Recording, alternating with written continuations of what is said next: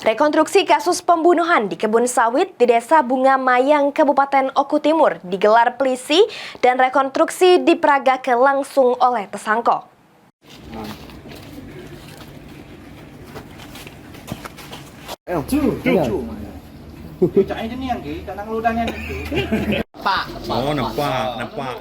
Gunung lengkapi berkas penyidikan, unit Pidum Satreskrim Polres Oku Timur menggelar rekonstruksi pembunuhan yang dilakukan oleh BK, warga Desa Bunga Mayang terhadap kawan sekampungnya Nur Holid di perkebunan sawit pada 30 Agustus 2024.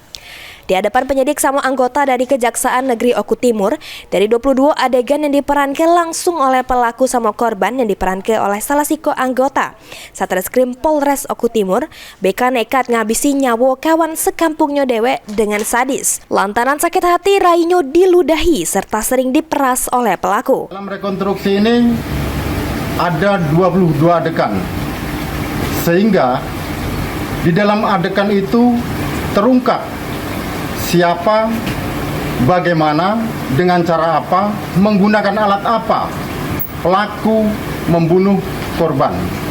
Sehingga itu tadi dalam rekonstruksi hari ini itu adalah untuk melengkapi berkas perkara dalam penyidikan tindak pidana pembunuhan. Untuk sekarang tersangka saudara BK dikenakan dalam pasal 338 KUHP dengan ancaman hukuman 20 tahun penjara.